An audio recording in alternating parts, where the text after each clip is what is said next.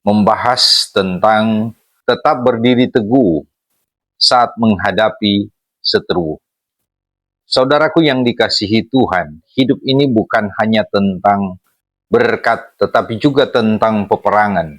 Bukan peperangan dengan senjata, melainkan peperangan iman.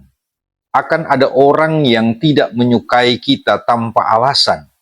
Ada perkataan yang melukai, ada fitnah yang mencoba meruntuhkan, bahkan ada pengkhianatan yang menusuk dari belakang. Namun, dengarkan ini baik-baik. Tidak ada seteru yang diizinkan datang tanpa sepengetahuan Tuhan. Jika Tuhan mengizinkan, itu berarti Dia percaya kita mampu melewati bersamanya. Firman Tuhan dalam Roma 8 ayat 31 berkata, jika Tuhan di pihak kita, siapakah yang akan melawan kita? Ini bukan sekedar kalimat penghiburan, ini adalah deklarasi kemenangan.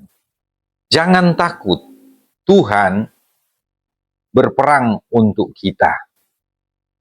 Firman Tuhan dalam Keluaran, perang untuk kamu dan kamu akan diam saja. Diam di sini bukan berarti pasif, tetapi percaya sepenuhnya. Bayangkan seorang anak kecil berjalan di tengah badai sambil menggenggam tangan ayahnya. Angin kencang membuatnya hampir terjatuh, tetapi ia tidak panik. Mengapa? Karena ada tangan yang lebih besar memegangnya. Saudara, kita ini seperti anak itu. Badai boleh datang, seteru boleh mengancam, tetapi tangan Tuhan tidak pernah terlepas dari hidup kita. Ketakutan muncul ketika kita melihat besarnya badai. Ketenangan lahir ketika kita melihat besarnya Tuhan. Hari ini Tuhan berkata, jangan fokus pada siapa yang melawanmu. Fokuslah pada Aku yang menjagamu. Jangan membalas, kemenangan ada pada kasih. Firman Tuhan dalam Matius 5 ayat 44 berkata, kasihilah musuhmu dan berdoalah bagi mereka yang menganiaya kamu. Ini bukan perintah yang mudah. Ini perintah yang mustahil tanpa pertolongan Tuhan.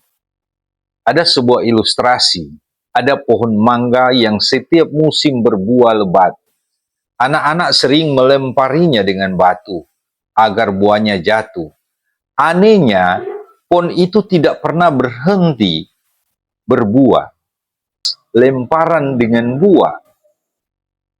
Mengapa kita sering membalas luka dengan kemarahan? Kasih bukan kelemahan. Kasih adalah bukti bahwa hati kita tidak dikendalikan oleh kebencian. Jangan biarkan orang yang melukai menentukan jenis hati yang kita miliki. Membalas adalah reaksi manusia. Mengampuni adalah keputusan ilahi. Kita sedang menyerupai hati Kristus. Tetap hidup benar. Tuhan adalah pembela kebenaran. Kata demikian. Sebab lebih baik menderita karena berbuat baik jika itu kehendak Tuhan daripada menderita karena berbuat jahat. Saudaraku, jangan pernah turun ke level seteru hanya untuk terlihat menang. Emas tidak takut dimasukkan ke dalam api, karena api tidak menghancurkannya, justru memurnikannya. Yang terbakar hanyalah kotorannya. Jika hari ini karakter kita sedang dipanaskan, jangan marah. Mungkin Tuhan sedang menyingkirkan sesuatu yang tidak bisa ikut ke musim berkat berikutnya. Ingat ini baik-baik. Fitnah tidak bisa menghancurkan orang yang dijaga Tuhan. Kebenaran mungkin berjalan lambat, tetapi pasti, saudaraku, mungkin ada di antara kita yang datang hari ini dengan hati lelah, tersenyum di luar tetapi hancur di dalam, tetap melayani tetapi diam-diam menangis, tetap kuat tetapi hampir menyerah. Seteru bisa menjadi jalan menuju kenaikan. Lihatlah kehidupan Yusuf. Ia dihianati saudara-saudaranya, dijual, difitnah, dipenjara, seolah hidupnya terus menurun. Tetapi apa yang tampak seperti penurunan ternyata adalah persiapan kenaikan. Tanpa sumur, ia tidak akan sampai ke istana. Tanpa penjara, ia tidak akan menjadi pemimpin. Apa artinya ini?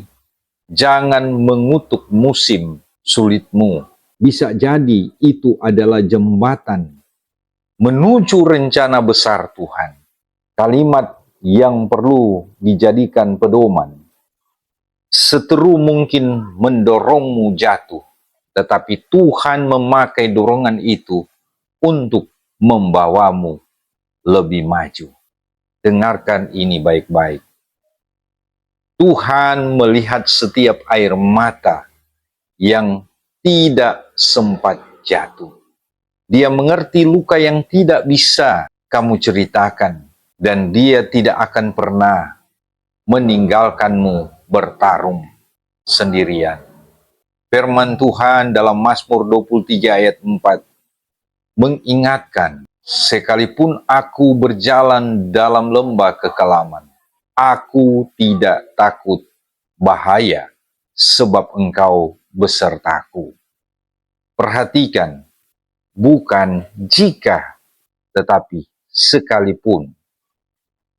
Artinya, lembah itu nyata, tetapi penyertaan Tuhan lebih nyata.